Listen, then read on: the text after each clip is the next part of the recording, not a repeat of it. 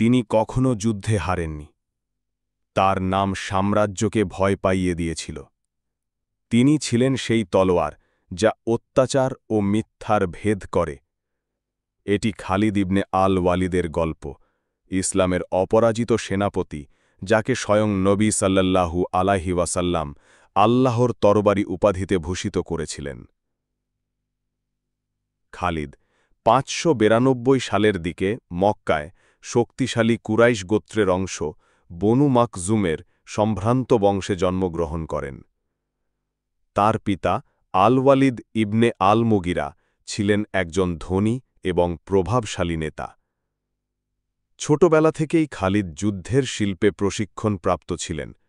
তরবারি চালনা, তীরন্দাজি, ঘোড়ায় চড়া এবং সামরিক কৌশল। প্রথমে খালিদ ইসলামের বিরুদ্ধে রুখে দাঁড়িয়েছিলেন। তিনি উহুদের যুদ্ধে যুদ্ধ করেছিলেন এবং মুসলিমদের বিরুদ্ধে তার প্রতিভা ব্যবহার করেছিলেন। কিন্তু গভীরভাবে তিনি ছিলেন একজন সম্মানিত ব্যক্তি এবং সত্য শীঘ্রই তার কাছে পৌঁছাবে। ৬২৯ খ্রিস্টাব্দে ইসলামের সত্যতা উপলব্ধি করার পর খালিদ নবী মুহাম্মদ সাল্লাল্লাহু আলাইহি ওয়াসাল্লামের বাণী গ্রহণ করেন। নবী তাকে উষ্ণ অভ্যর্থনা জানান এবং তাকে এমন একটি উপাধি দেন যা অন্য কাউকে দেওয়া হয়নি। সাইফুল্লাহ, আল্লাহর তরবারি। ইসলাম গ্রহণের মাত্র কয়েক সপ্তাহ পরেই খালিদকে শক্তিশালী বাইজেন্টাইন সাম্রাজ্যের বিরুদ্ধে মুতাহের যুদ্ধে নিক্ষেপ করা হয়।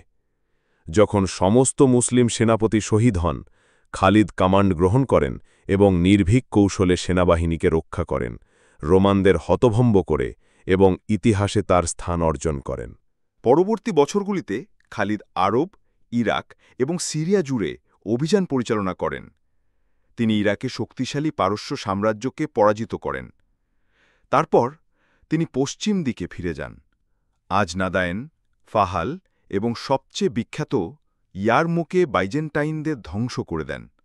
এমন একটি যুদ্ধ যা লেভান্টে রোমানদের নিয়ন্ত্রণ চিরতরে শেষ করে দেয়। খালিদ কেবল একজন যোদ্ধা ছিলেন না, তিনি কৌশলে দক্ষ ছিলেন। আকস্মিক আক্রমণ, রাতের মিছিল এবং মনস্তাত্ত্বিক যুদ্ধ ব্যবহার করতেন। কিন্তু তিনি নম্র ছিলেন, কখনো অহংকারী ছিলেন না। তিনি ক্ষমতা বা সম্পদের জন্য নয়, আল্লাহর জন্য লড়াই করেছিলেন। পরবর্তীতে যখন আদেশ থেকে অপসারণ করা হয়েছিল, তখনও তিনি কোনো প্রতিবাদ ছাড়াই আনুগত্য করেছিলেন। জীবনব্যাপী যুদ্ধের পর খালিদ ৬৪২ খ্রিস্টাব্দে সিরিয়ার হোমসে মারা যান। যুদ্ধক্ষেত্রে নয়, বিছানায়। তার হৃদয় এখনও শাহাদাতের জন্য আকুল। তার শেষ কথাগুলি সময়ের সাথে সাথে প্রতিধ্বনিত হয়। আমি অনেক যুদ্ধে লড়াই করেছি, শাহাদাতের জন্য, কিন্তু এখানে আমি উটের মতো আমার বিছানায় মারা যাচ্ছি। কাপুরুষদের চোখ যেন কখনো ঘুম না পায়। খালিদ ইবেন আল ওয়ালিদ সাহস, নিষ্ঠা এবং নেতৃত্বের ক্ষেত্রে শ্রেষ্ঠত্বের প্রতীক হিসেবে রয়ে গেছেন।